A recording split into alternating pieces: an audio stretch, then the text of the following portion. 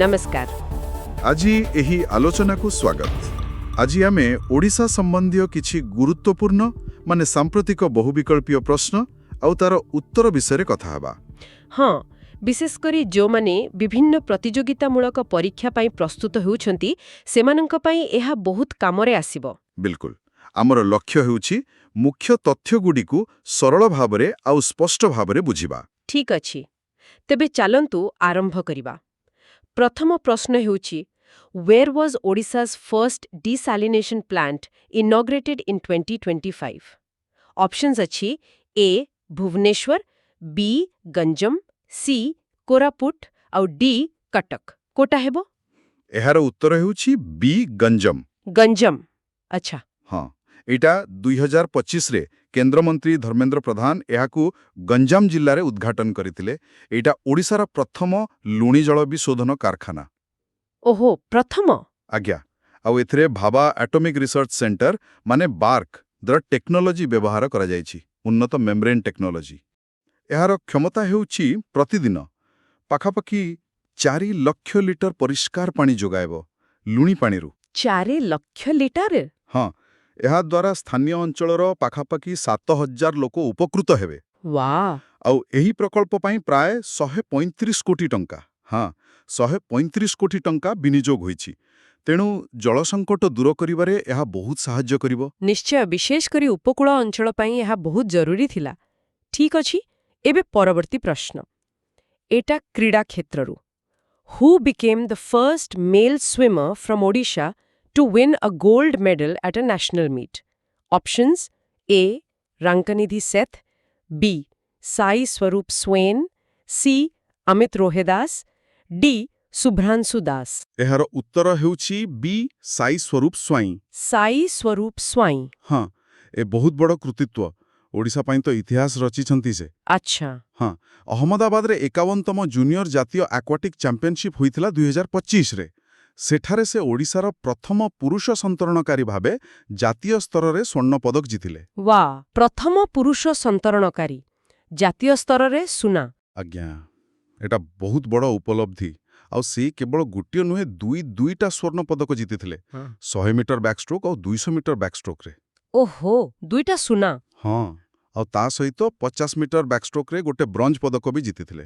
ବହୁତ ବଢ଼ିଆ। ନିଶ୍ଚୟ ଏହା ଅନ୍ୟ ଯୁବ କ୍ରୀଡ଼ାବିତ୍ମାନଙ୍କୁ ପ୍ରେରଣା ଦେବ। ନିଶ୍ଚିତ ଭାବରେ।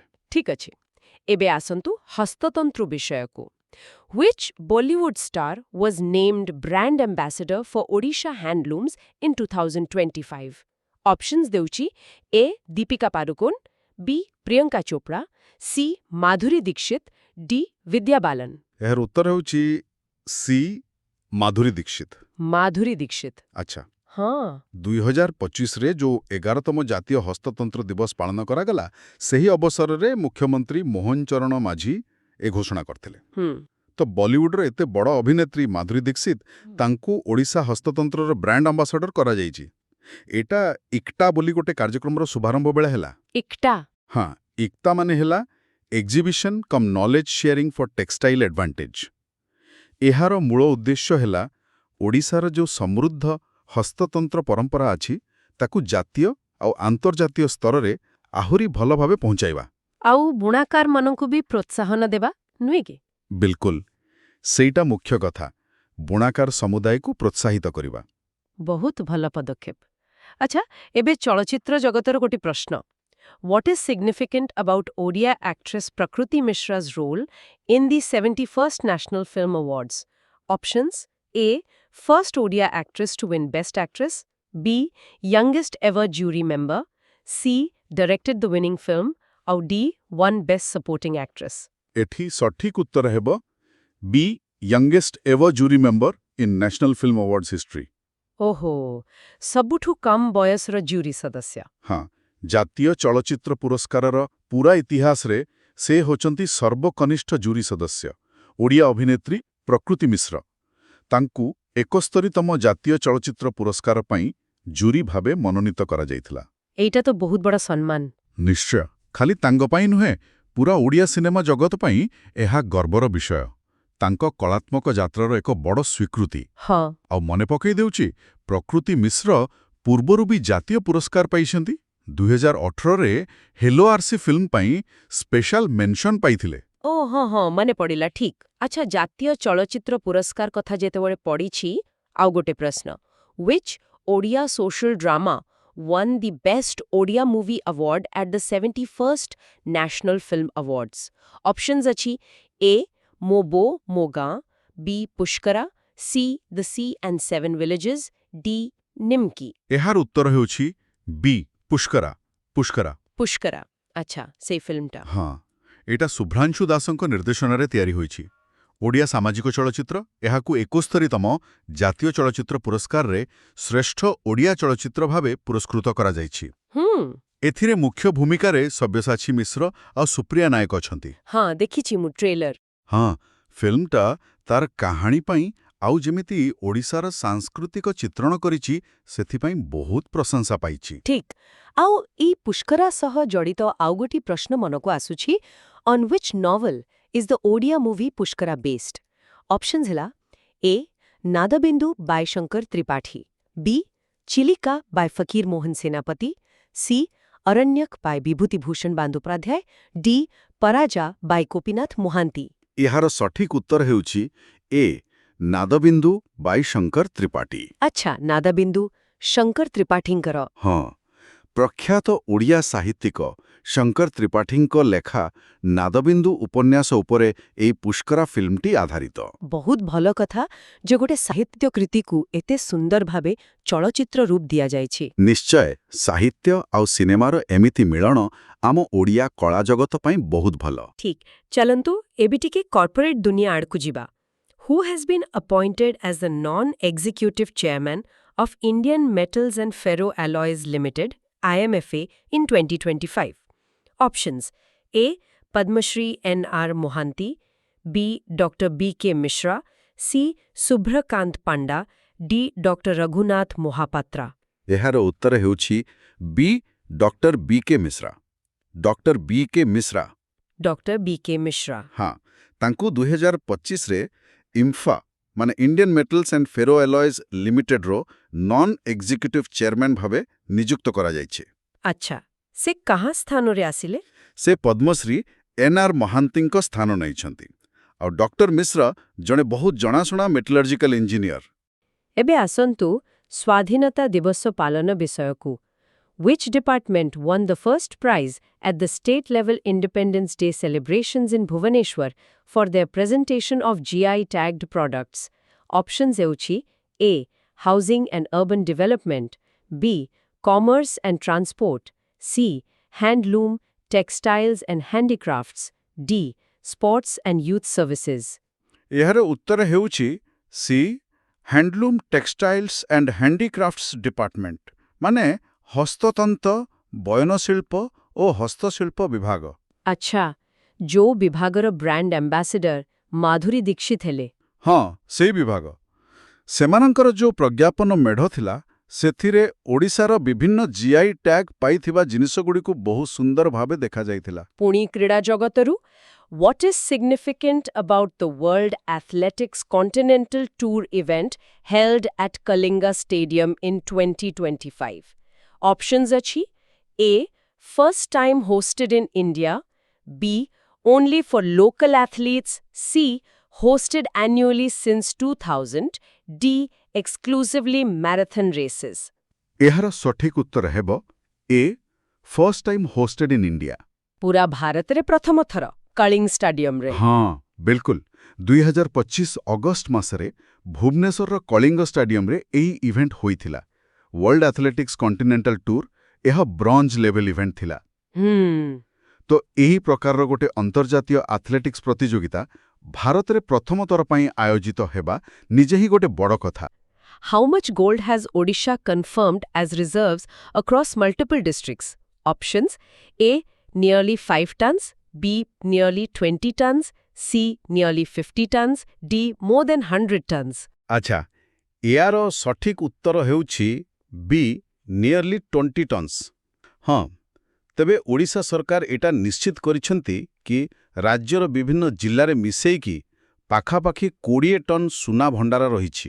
ଏଇଟା ମାନେ ରାଜ୍ୟର ଯେଉଁ ଖଣିଜ ସମ୍ପଦର ସମ୍ଭାବନା ଅଛି, ସେଟାକୁ ପୁଣି ଦେଖଉଛି। ଏହି ଭଣ୍ଡାର ମୁଖ୍ୟତଃ ଦେଖିବାକୁ ଗଲେ ଦେବଗଡ଼, ସୁନ୍ଦରଗଡ଼, ନବରଙ୍ଗପୁର, କେନ୍ଦୁଝର, ଅନୁଗୁଳ ଆଉ କୋରାପୁଟ ଜିଲ୍ଲାରେ ଏଠି ସବୁ ଚିହ୍ନଟ ହେଇଛି।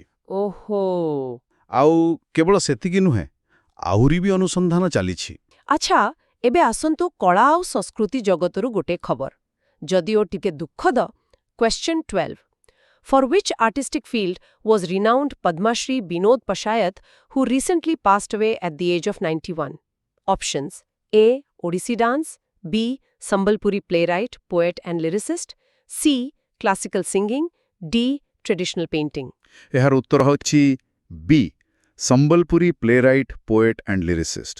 ହଁ, ପଦ୍ମଶ୍ରୀ ସମ୍ମାନ ପାଇଥିବା ବହୁ ଜଣାଶୁଣା ସମ୍ବଲପୁରୀ ନାଟ୍ୟକାର, କବି ଆଉ ଗୀତିକାର ଥିଲେ ବିନୋଦ ପଶାୟତ। ତାଙ୍କର ନିକଟରେ 91 ବର୍ଷ ବୟସରେ ଦେହାନ୍ତ ହୋଇଛି। ସେ ବୟସାଧିକ୍ୟ କାରଣରୁ ଅସୁସ୍ଥ ଥିଲେ ଆଉ କର୍କଟ ରୋଗରେ ବି ପୀଡ଼ିତ ଥିଲେ ବୋଲି ଜଣାପଡ଼ିଛି। ଓହୋ, ଆଚ୍ଛା। ବଲାଙ୍ଗୀରରେ ତାଙ୍କ ଜନ୍ମ, କିନ୍ତୁ ସେ 1953ରେ ସମ୍ବଲପୁର ଆସିଥିଲେ।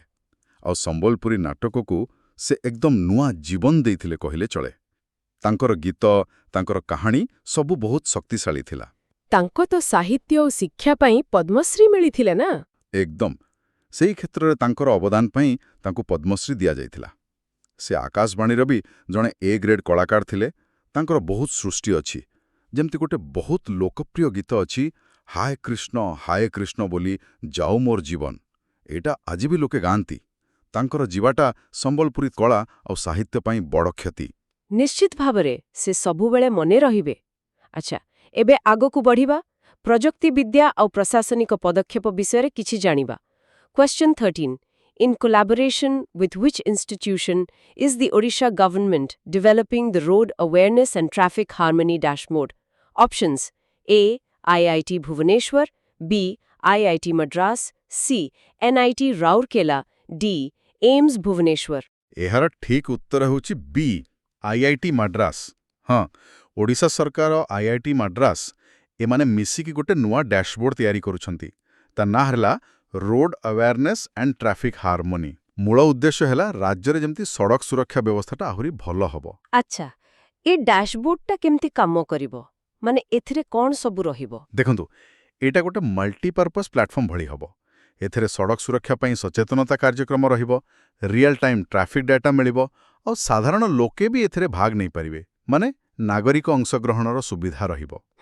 ତା ଛଡ଼ା ଯଦି କୋଉଠି ଦୁର୍ଘଟଣା ହେଲା, ତେବେ ରିପୋର୍ଟ କରିବା ସହଜ ହେବ। ସ୍ଥାନୀୟ ଫର୍ଷ୍ଟ ରେସ୍ପଣ୍ଡର୍ସ ଯେ ଥିବେ, ତାଙ୍କ ପାଖକୁ ତୁରନ୍ତ ଖବର ଯିବ। ଡାଟା ଆନାଲିସିସ୍ କରି କୋଉ ଜାଗା ବେଶୀ ଦୁର୍ଘଟଣା ପ୍ରବଣ ସେଟା ବି ଜଣାପଡ଼ିବ। ଆଉ ଇମର୍ଜେନ୍ସି ରେସ୍ପନ୍ସ ସିଷ୍ଟମ ସାଙ୍ଗରେ ବି ଏହା ଯୋଡ଼ି ହୋଇ ରହିବ। ତେଣୁ ଗୋଟେ ଇଣ୍ଟିଗ୍ରେଟେଡ୍ ସିଷ୍ଟମ ଭଳି କାମ କରିବ ଏଇଟା। ବାଃ, এটা ବାସ୍ତବିକ ବହୁତ ଦରକାରୀ ପଦକ୍ଷେପ। ଯେମିତି ସଡ଼କ ଦୁର୍ଘଟଣା ସବୁ ବଢ଼ି ଚାଲିଛି। ଆଚ୍ଛା, ଆଗକୁ ଯିବା ଗୋଟିଏ ସାମାଜିକ ଆଉ ପ୍ରଶାସନିକ ନିଷ୍ପତ୍ତି ଆଡ଼କୁ। Question 14. What term has been banned from official use in Odisha from August 2025? Options: A. Dalit, B. Scheduled tribe, C. Harijan, D. Backward class. ଏହାର ସଠିକ୍ ଉତ୍ତର ହେଲା ସି, ହରିଜନ। ହଁ, ଓଡ଼ିଶା ସରକାର ଗୋଟେ ବଡ଼ ନିର୍ଦ୍ଦେଶ ଦେଇଛନ୍ତି। ସେ କହିଛନ୍ତି କି ଅଗଷ୍ଟ 2025 ପରଠାରୁ କୌଣସି ବି ସରକାରୀ କାଗଜପତ୍ରରେ ମାନେ ଅଫିସିଆଲ କମ୍ୟୁନିକେସନ ବା ଡକ୍ୟୁମେଣ୍ଟରେ ହରିଜନ ଶବ୍ଦ ଆଉ ବ୍ୟବହାର କରାଯିବ ନାହିଁ। ଓ, ଏ ନିଷ୍ପତ୍ତି କାହିଁକି ନିଆଗଲା? ଆଉ ଏହା ବଦଳରେ କ'ଣ ବ୍ୟବହାର ହେବ? ଦେଖନ୍ତୁ, ଯେଉଁ ବିଭାଜିଟା ଦେଖୁଛି, ମାନେ ଅନୁସୂଚିତ ଜାତି ଓ ଜନଜାତି ଉନ୍ନୟନ ବିଭାଗ, ସେମାନେ କହିଛନ୍ତି ଯେ ଏହି ଶବ୍ଦଟା ସମ୍ମାନଜନକ ନୁହେଁ। ଆଉ ଆମ ସମ୍ବିଧାନରେ ବି ଏ ଶବ୍ଦର ସ୍ୱୀକୃତି ନାହିଁ। ସେଥିପାଇଁ ସରକାରୀ ରେକର୍ଡ ହେଉ, ଚିଠି ହେଉ, ଜାତି ପ୍ରମାଣପତ୍ର ହେଉ, କୋଉଠି ବି ଏ ଶବ୍ଦ ବ୍ୟବହାର ହେବନି। ଏହା ବଦଳରେ କେବଳ ସାମ୍ବିଧାନିକ ଭାବ ସ୍ୱୀକୃତ ଶବ୍ଦ, ମାନେ ଭାରତୀୟ ସମ୍ବିଧାନର ଧାରା 341 ଅନୁସାରେ ଯାହା ଅଛି, ଅନୁସୂଚିତ ଜାତି ବା ଶେଡ୍ୟୁଲ କାଷ୍ଟ, ସେଇଆ ହିଁ ବ୍ୟବହାର କରାଯିବ। ଏଇଟା ମାନେ ସାମାଜିକ ସମାନତା ଦିଗରେ ଗୋଟେ ଭଲ ପଦକ୍ଷେପ। ବୁଝିଲେ। ହଁ, ଏକ ସମ୍ବେଦନଶୀଳ ଆଉ ଜରୁରୀ ପରିବର୍ତ୍ତନ ନିଶ୍ଚୟ। ଆଚ୍ଛା, ଏବେ କିଛି ମହତ୍ତ୍ୱପୂର୍ଣ୍ଣ ନିଯୁକ୍ତି ବିଷୟରେ ଜାଣିବା। Question 15. Who became chairperson of the Odisha State Commission for Women in August 2025? Options: A. Prabhati Parida, B. Shobhana Mohanty, C. Minati Behera, D. Sunilata Topo। ଏହାର ଠିକ୍ ଉତ୍ତର ହେଲା ବି ଶୋଭନା ମହାନ୍ତି। ହଁ, ଶ୍ରୀମତୀ ଶୋଭନା ମହାନ୍ତିଙ୍କୁ ଓଡ଼ିଶା ରାଜ୍ୟ ମହିଳା ଆୟୋଗ, ଯାହାକୁ SCW କୁହନ୍ତି, ତାର ନୂଆ ଅଧ୍ୟକ୍ଷ ଭାବେ ନିଯୁକ୍ତ କରାଯାଇଛି। ସେ ବାଲେଶ୍ୱର ଜିଲ୍ଲାର, ଆଉ ସେ ଅଗଷ୍ଟ 5, 2025ରୁ ଆସନ୍ତା 3 ବର୍ଷ ପାଇଁ ଏହି ଦାୟିତ୍ୱରେ ରହିବେ। ଆଚ୍ଛା, ଏ ପଦବୀ ତ କିଛି ଦିନ ଖାଲି ପଡ଼ିଥିଲା ନା? ହଁ, ଗତ ବର୍ଷ ନଭେମ୍ବରରେ ପୂର୍ବତନ ଅଧ୍ୟକ୍ଷ ମିନିତି ବେହେରାଙ୍କୁ ହଟେଇ ଦିଆଯାଇଥିଲା। ତା ପରଠୁ ଏଟା ଖାଲି ଥିଲା। ଆଉ ଗୋଟେ ଗୁରୁତ୍ୱପୂର୍ଣ୍ଣ ନିଯୁକ୍ତି ବି ହୋଇଛି। କ'ଣ ସେଇଟା? ବ୍ରହ୍ମପୁରର ଶ୍ରୀମତୀ ବବିତା ପାତ୍ର, ତାଙ୍କୁ ଓଡ଼ିଶା ରାଜ୍ୟ ଶିଶୁ ଅଧିକାର ସୁରକ୍ଷା ଆୟୋଗ ବା OSCPCRର ଅଧ୍ୟକ୍ଷା କରାଯାଇଛି। ତାଙ୍କ କାର୍ଯ୍ୟକାଳ ବି ସେମିତି 3 ବର୍ଷ ବା 65 ବର୍ଷ ବୟସ, ଯାହା ଆଗ ଆସିବ। ଏହା ସହିତ OSCPCRରେ ଆହୁରି 6 ଜଣ ନୂଆ ସଦସ୍ୟ ବି ନିଆଯାଇଛନ୍ତି। Question 16. Which book by Nayagarh MLA Dr. Arun Sahu was unveiled at Bhanjakala Mandap? Options: A. Behar Barsa, B. Sahita Satta, C. Truth and Justice, D. The Rise of Odisha। ଏହାର ଉତ୍ତର ହେଲା ବି ସାହିଟା ସତ୍ତା। ହଁ, ନୟାଗଡ଼ର ବିଧାୟକ ଅଛନ୍ତି ଡକ୍ଟର ଅରୁଣ ସାହୁ। ତାଙ୍କର ଗୋଟେ ନୂଆ ବହି ସାହିତା ସତ୍ତା, ଏଇଟା ନିକଟରେ ଭଞ୍ଜକଳା ମଣ୍ଡପରେ ଉନ୍ମୋଚନ ହେଇଛି। ଆଉ ଖାଲି ବହି ନୁହେଁ, ସେହି ସମୟରେ ତାଙ୍କର ଲେଖା ଗୋଟେ ଗୀତ ବେହାଲ ବର୍ଷା ବି ଲୋକାର୍ପିତ ହୋଇଥିଲା। ଏବେ ଟିକେ ଖେଳ ଦୁନିଆର ଖବର ନେବା। Question 17. Which team won the 64th Senior Men Inter-District Football Championship in Odisha in 2025? Options: A. Sambalpur, B. Cuttack, C. Keonjhar, D. Bhubaneswar। ଏହାର ଉତ୍ତର ହେଲା ବି କଟକ। ହଁ, ଏ ବର୍ଷର 64ତମ ବରିଷ୍ଠ ପୁରୁଷ ଆନ୍ତଃଜିଲ୍ଲା ଫୁଟବଲ ଚାମ୍ପିୟନଶିପ୍, ଯାହାକୁ ସାହାଣୀ କପ୍ ବି କହନ୍ତି, ସେଇଟା କଟକ ଦଳ ଜିତିଛି। ଫାଇନାଲରେ ସେମାନେ ସମ୍ବଲପୁରକୁ ହରାଇଛନ୍ତି। ଏବେ ଉଦ୍ୟୋଗ ଆଉ ପ୍ରଯୁକ୍ତିବିଦ୍ୟା କ୍ଷେତ୍ରକୁ ଫେରିବା। Question 18. What were the key focus areas highlighted by the Odisha CM at TICON Bhubaneswar 2025? Options: A. Agriculture and mining, B. Policy-driven innovation, infrastructure, and AI-ready workforce, C. Traditional crafts and tourism, D. Rural electrification। ଏହାର ସଠିକ୍ ଉତ୍ତର ହେଲା B policy driven innovation, infrastructure and AI ready workforce. ହଁ, ଭୁବନେଶ୍ୱରରେ tycoon ବୋଲି ଗୋଟେ ବଡ଼ ଉଦ୍ୟୋଗୀ ସମ୍ମିଳନୀ ହେଇଥିଲା। ଟାଇ ମାନେ ଦି ଇଣ୍ଡସ୍ ଏଣ୍ଟରପ୍ରେନର୍ସ। ସେଠି ମୁଖ୍ୟମନ୍ତ୍ରୀ ମୋହନ ଚରଣ ମାଝୀ କହିଥିଲେ କି ଓଡ଼ିଶାକୁ କେମିତି ଗୋଟେ ଆଗୁଆ ଉଦ୍ୟୋଗୀ ହବ୍ କରାଯିବ। ସେ ମୁଖ୍ୟତଃ 3ଟା କଥା ଉପରେ ଜୋର ଦେଇଥିଲେ: ନୀତି ଆଧାରିତ ନବସୃଜନ ବା ପଲିସି ଡ୍ରିଭେନ୍ ଇନୋଭେସନ୍, ଭିତ୍ତିଭୂମି ବା ଇନଫ୍ରାଷ୍ଟ୍ରକ୍ଚର, ଆଉ AI ପାଇଁ ପ୍ରସ୍ତୁତ ମାନବ ସମ୍ବଳ ବା AI ରେଡି ୱାର୍କଫୋର୍ସ। ହଁ, ମୁଁ ବି ଶୁଣିଥିଲି। AI ଆଉ ସେମିକଣ୍ଡକ୍ଟର ନୀତି କଥା ବି କହୁଥିଲେ ବୋଧେ। ଏକଦମ ଠିକ୍। ମୁଖ୍ୟମନ୍ତ୍ରୀ ଓଡ଼ିଶାର ନୂଆ AI ଆଉ ସେମିକଣ୍ଡକ୍ଟର ନୀତି ବିଷୟରେ କହିଲେ। ତା ସହିତ IT, ଫିନ୍ଟେକ୍ ଆଉ ଯେତେ ଇମର୍ଜିଂ ଟେକ୍ନୋଲୋଜି ଅଛି, ସେସବୁ ପାଇଁ ଆଗକୁ କ'ଣ ପ୍ଲାନ୍ ଅଛି, ଆଉ ସେଥିପାଇଁ କେମିତି ସ୍କିଲ୍ଡ ଲୋକ ପ୍ରସ୍ତୁତ କରାଯିବ, ସେ ବିଷୟରେ ବି କହିଲେ। ମୂଳ ଲକ୍ଷ୍ୟ ହେଲା ଅଧିକ ନିଯୁକ୍ତି ସୁଯୋଗ ତିଆରି କରିବା, ଯୁବକମାନଙ୍କୁ ଆଗକୁ ଆଣିବା, ସାମାଜିକ ନ୍ୟାୟକୁ ଗୁରୁତ୍ୱ ଦେବା, ଆଉ ଓଡ଼ିଶାକୁ ପୂର୍ବ ଭାରତର ଗୋଟେ ମୁଖ୍ୟ ଉଦ୍ୟୋଗୀ କେନ୍ଦ୍ର କରିବା। ହଁ, ଓଡ଼ିଶା ପାଇଁ ଏଇଟା ନିଶ୍ଚୟ ଗୋଟେ ବଡ଼ ଲକ୍ଷ୍ୟ। ଆଚ୍ଛା, ଏବେ ସ୍ୱାସ୍ଥ୍ୟସେବା କ୍ଷେତ୍ରରେ ଗୋଟେ ଭଲ ଖବର ଅଛି। ଗୋଟେ ପ୍ରଶ୍ନ ପଚାରନ୍ତି। Question 19. What is the capacity of the newly inaugurated super speciality hospital at Shahid Lakshman Nayak Medical College in Koraput? Options: A. 150 beds, B. 300 beds, C. 650 beds, D. 1000 beds। ଏହାର ଠିକ୍ ଉତ୍ତର ହେଲା ସି, 650 ବେଡ୍ସ। ହଁ, କୋରାପୁଟରେ ଯେଉଁ ଶହୀଦ Lakshman Nayak medical college ଅଛି, ସେଠି ଗୋଟେ ନୂଆ 650 ବେଡ୍ ବିଶିଷ୍ଟ ସୁପର ସ୍ପେଶାଲିଟି ହସ୍ପିଟାଲ ଖୋଲିଛି। ଏଇଟା ସେ ଅଞ୍ଚଳ ପାଇଁ, ମାନେ କୋରାପୁଟ ଆଉ ଆଖପାଖ ଅବିଭକ୍ତ ଜିଲ୍ଲା ପାଇଁ ବହୁତ ବଡ଼ କଥା। ସ୍ୱାସ୍ଥ୍ୟସେବା କ୍ଷେତ୍ରରେ ଗୋଟେ ମାଇଲଖୁଣ୍ଟ କହିଲେ ଚଳେ। ଏଇଟା ବି ଯୋଗାଯୋଗ ସହ ଜଡ଼ିତ। Question 20. Which city in Odisha will soon be directly connected to the state capital Bhubaneswar by the 7th Vande Bharat Express, significantly enhancing trade, tourism, and accessibility in western Odisha? Options: A. Cuttack, B. Rourkela C. Jaipur D. Sambalpur ଏହାର ସଠିକ ଉତ୍ତର ହେଲା C Jaipur. ହଁ, ଓଡ଼ିଶାକୁ ଆଉ ଗୋଟେ Vande Bharat express ମିଳିବାକୁ ଯାଉଛି। ଏଇଟା ହେବ ସପ୍ତମ। ଆଉ ଏହି ନୂଆ ଟ୍ରେନ୍ଟା ରାଜଧାନୀ ଭୁବନେଶ୍ୱରରୁ ସିଧା ଯିବ କୋରାପୁଟ ଜିଲ୍ଲାର ମୁଖ୍ୟ ସହର ଜୟପୁର ପର୍ଯ୍ୟନ୍ତ। Question 21. What is the purpose of new Odisha Nursing Education Service Rules 2025? Options achi A.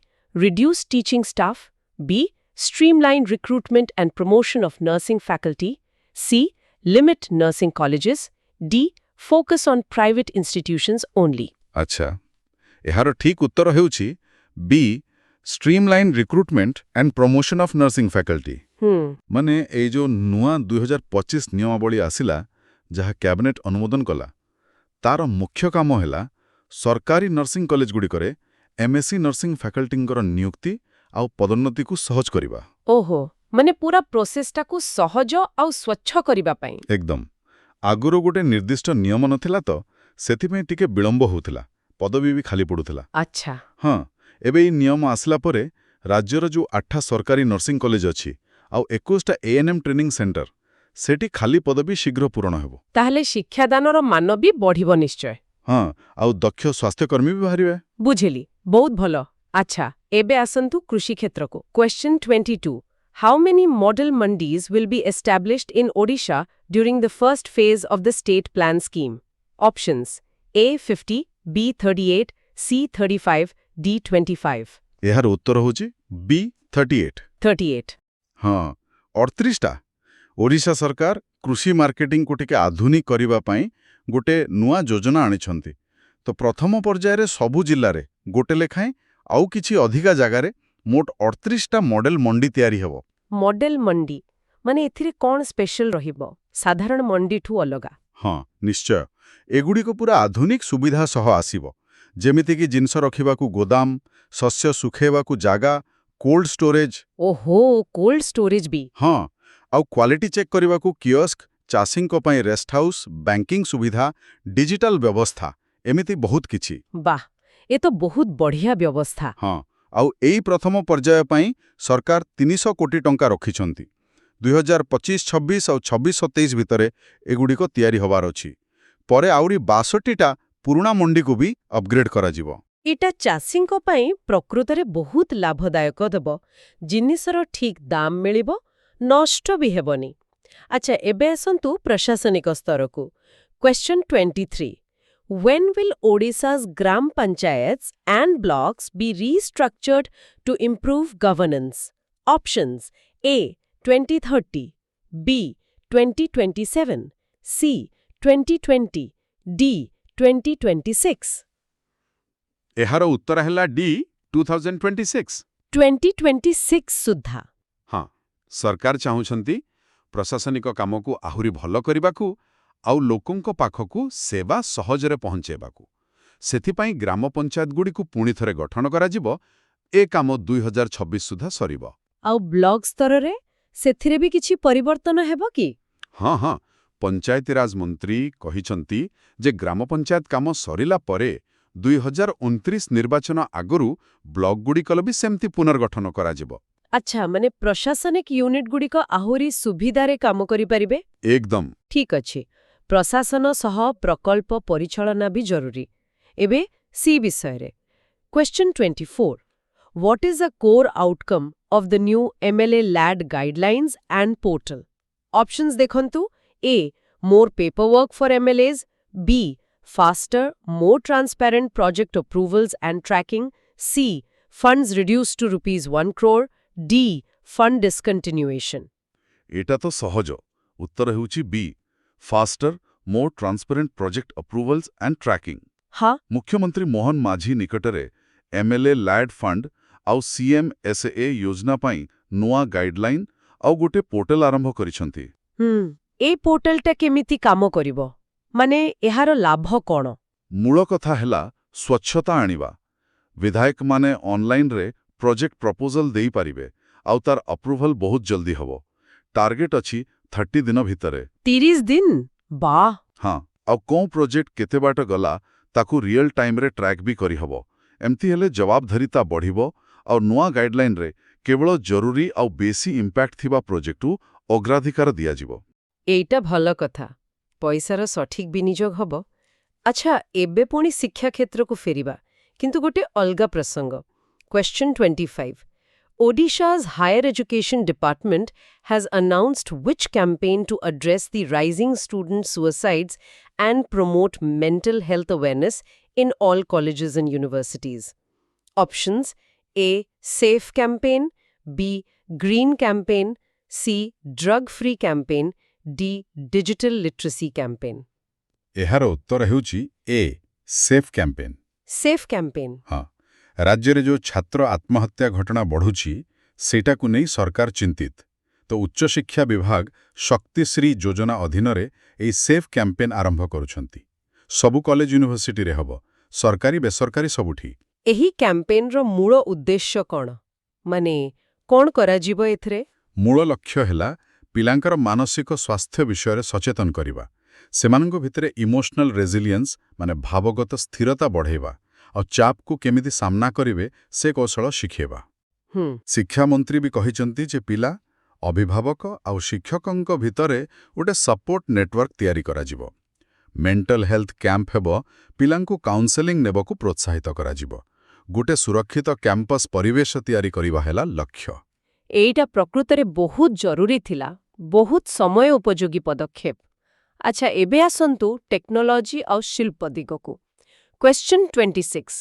Which two semiconductor projects approved by the Union Cabinet will be set up in Odisha under the India Semiconductor Mission? Options are G. A. Sikisem and 3D Glass Solutions Inc. B. Continental Device India Private Limited and ASIP Technologies. C. Intel and Lockheed Martin. D. Not specified. एहार सठिक उत्तर हला A SiCSem and 3D glass solutions inc. Odisha रे semiconductor project. हाँ, दुईटा भारत सरकारंकर जो India semiconductor mission अछि सेही अधीन रे ए दुईटा प्रोजेक्ट ओडिशा रे हेबो बोली केंद्र कैबिनेट अनुमोदन देइछि। वाह, को कंपनी एगुडी को आउ कोन करिवे? गोटे हेला सिक्सेम प्राइवेट लिमिटेड। एमाने भुवनेश्वर इन्फो वैली रे भारतर प्रथम commercial silicon carbide SiC fab बसेबे। सिलिकॉन कार्बाइड एइटा कोन? एइटा एक प्रकार सेमिकंडक्टर चिप जहाँ बेसी गरम और बेसी वोल्टेज सही पारे। इलेक्ट्रिक गाड़ी, सोलार पावर एसो पई बहुत दरकारी। आउ द्वितीयटा हला अमेरिकार 3D ग्लास सॉल्यूशंस इंक। एमाने गोटे ग्लास सबस्ट्रेट पैकेजिंग यूनिट करिवे। अच्छा। हाँ, ए दुईटा मिशी पाखापाखि 4600 कोटी टंका इन्वेस्ट हेबो आउ प्राय 2000 रो बेसी कुशली लोकंकु चाकरी मिलिबो। एटा ओडिशा को सेमिकंडक्टर मानचित्र रे गोटे बड़ जागा देबो। ए तो बहुत बड़ खबर। ओडिशार शिल्प पई निश्चय गोटे माइल खुंट। अच्छा, टेक्नोलॉजी कथा पढिछि जिते बेले आउ गोटे प्रश्न देखिबा। Question 27 What is the main use of newly proposed AI cameras in Odisha government offices? Options A. Artistic photography. B. Employee attendance and performance monitoring. C. Public exhibition. D. None of the above. इहारा उत्तरता सीधा सड़क B. Employee attendance and performance monitoring. सरकारी office रे AI camera. हाँ, सरकार चाहुचंती office रो कार्य संस्कृति को टिके सुधारिबा पई सेथि पई आर्टिफिशियल इंटेलिजेंस बा एआई वाला कैमेरा लगेइबे। किंतु एटा साधारण सीसीटीवी ठु केमिति अलगा कोन करिवो एटा? एटा खाली वीडियो रिकॉर्ड करिवनी, एथिरे फेशियल डिटेक्शन टेक्नोलॉजी अछि, माने मुह चिन्हिबो। ओहो। हाँ, तो कर्मचारी केतेबेले आसिले केतेबेले गले से सब ऑटोमेटिक रिकॉर्ड हिजिबो अटेंडेंस पई। अच्छा। एहा छोड़ा किए निज सीट रे केते समय बसुची, ऑफिस भितरे क्वाडे जाउची से सब भी मॉनिटर करी हबो। मूल कथा हैला ऑफिस रे डिसिप्लिन आउ समयानुवर्तिता आनिबा। प्रथमे कोठी लागिबो ए सबु? प्रथमे लोक सेवा भवन आउ खारवेल भवन रे लागिबो, तापरे धीरे धीरे बाकी सबु सरकारी ऑफिस रे। एइटा गोटे माने कौतूहलपूर्ण पदक्षेप, देखा जो केमती काम करूची। अच्छा, आगु को बढ़िबा। एबे गोटे नुआ कॉरिडोर विषय रे। Question 28 What is the key focus of OMBRIC? Options A. Gold mining. B. Marine biotechnology and blue economy. C. Urban transport innovation. D. Forestry. ଏହାର ଉତ୍ତର ହେଉଛି B marine biotechnology and blue economy. OMBRIC ଏହାର ପୂରା ନାଁ କ'ଣ? ଏହାର ପୂରା ନାଁ ହେଲା Odisha marine biotechnology research and innovation corridor. Odisha ସରକାରଙ୍କ ବିଜ୍ଞାନ ଓ ପ୍ରଯୁକ୍ତି ବିଦ୍ୟା ବିଭାଗ ଏଇଟା ଆରମ୍ଭ କରିଛନ୍ତି। ମୁଖ୍ୟମନ୍ତ୍ରୀ ଏହାକୁ ଉଦ୍ଘାଟନ କରିଛନ୍ତି।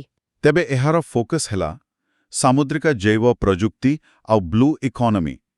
ଏଇ ବ୍ଲୁ ଇକୋନୋମିଟା କ'ଣ? ବ୍ଲୁ ଇକୋନୋମି ବା ନୀଳ ଅର୍ଥନୀତି ମାନେ ହେଲା ସମୁଦ୍ର ଆଉ ସମୁଦ୍ରର ସମ୍ପଦାକୁ ନଷ୍ଟ ନ କରି ତାର ସଠିକ ବ୍ୟବହାର କରି ଦେଶର ଅର୍ଥନୀତିକୁ ଆଗେଇ ନେବା। ଆଚ୍ଛା, ଓଡ଼ିଶାର ତ ପାଖାପାଖି 574 କିଲୋମିଟର ଲମ୍ବ ବେଳାଭୂମି ଅଛି ଆଉ ସମୁଦ୍ର ଭିତରେ ଅନେକ ଜୈବ ସମ୍ପଦ ଅଛି ଯାହାକୁ ଆମେ ଏଯାଏ ଭଲରେ ଜାଣିନୁ। OMBRICର କାମ ହେବ ସେଇ ସାମୁଦ୍ରିକ ଜୈବ ପ୍ରଯୁକ୍ତି ଉପରେ ଗବେଷଣା କରିବା, ନୂଆ ଜିନିଷ ଉଦ୍ଭାବନ କରିବା ଆଉ ତାକୁ ନେଇ ବ୍ୟବସାୟ କରିବାକୁ ପ୍ରୋତ୍ସାହନ ଦେବା। ଏଥିରେ କିଏ କିଏ ସାମିଲ ଅଛନ୍ତି? ଏଥିରେ NIOT ମାନେ national institute of ocean technology ଆଉ ରାଜ୍ୟର 6ଟା ବଡ଼ ୟୁନିଭର୍ସିଟି ମିଶିକି କାମ କରିବେ। ଉପକୂଳ ଇକୋସିଷ୍ଟମ୍ ମ୍ୟାପିଂ କରିବେ, ସମୁଦ୍ରରୁ ନୂଆ ଜିନ୍ ଖୋଜିବେ, ହର୍ଷ କ୍ରାବ୍ର ବ୍ୟବସାୟିକ ପ୍ରଜନନ କରିବେ, ଏମିତି ଅନେକ କାମ। ଲକ୍ଷ୍ୟ ହେଲା ଓଡ଼ିଶାକୁ ଏଇ କ୍ଷେତ୍ରରେ ଗୋଟେ ଗ୍ଲୋବାଲ ହବ୍ କରିବା। ବାଃ, ଏହା ବାସ୍ତବିକ ଗୋଟେ ଦୂରଦୃଷ୍ଟି ସମ୍ପନ୍ନ ଯୋଜନା। ସମୁଦ୍ର ସମ୍ପଦର ସଠିକ ବ୍ୟବହାର ହେବ। ଆଚ୍ଛା, ଏବେ ଆସିବା ପୁରସ୍କାର ଓ ସମ୍ମାନ କଥାକୁ। Question 29. Which Odisha police officers received the President's Medal for Distinguished Service on Independence Day 2025? Options A. IG Mohapatra and Jailer Patti, B. ASP Rabindra Panda and Commandant Naresh Patel, C. SI Narendra and Constable Nayak, D. DSP Nayak and Commandant Malik. ଏହାର ଠିକ୍ ଉତ୍ତର ହେଉଛି B. ASP Rabindra Panda and commandant Naresh Patel. ସ୍ୱାଧୀନତା ଦିବସ 2025ରେ ଓଡ଼ିଶା ପୁଲିସର ଏ ଦୁଇଜଣ ବରିଷ୍ଠ ଅଧିକାରୀ ASP ରବୀନ୍ଦ୍ର ପାଣ୍ଡା ଆଉ କମାଣ୍ଡାଣ୍ଟ ନରେଶ ପଟେଲ ତାଙ୍କର ବିଶିଷ୍ଟ ସେବା ପାଇଁ ରାଷ୍ଟ୍ରପତି ପଦକ ପାଇଛନ୍ତି। ଏହି ପଦକର ଗୁରୁତ୍ୱ କ'ଣ? ମାନେ ବିଶିଷ୍ଟ ସେବା ପଦକ? ଦେଖନ୍ତୁ, ରାଷ୍ଟ୍ରପତିଙ୍କ ପୁଲିସ ପଦକ ହେଉଛି ପୁଲିସ ସେବାରେ ବହୁତ ବଡ଼ ସମ୍ମାନ ଆଉ ବିଶିଷ୍ଟ ସେବା ପଦକ ସାଧାରଣତଃ ଯେଉଁମାନେ ବହୁତ ବର୍ଷ ଧରି ନିଷ୍ଠାର ସହ ଚମତ୍କାର କାମ କରିଥାନ୍ତି ତାଙ୍କୁ ମିଳେ। ଆଚ୍ଛା। ହଁ, ଏହା ଛଡ଼ା ସେହି ସମୟରେ ଆଉ 9 ଜଣଙ୍କୁ ସାହସିକତା ପାଇଁ ଗ୍ୟାଲେଣ୍ଟ୍ରି ମେଡାଲ ଆଉ 11 ଜଣଙ୍କୁ ପ୍ରଶଂସନୀୟ ସେବା ପାଇଁ ପଦକ ବି ମିଳିଛି।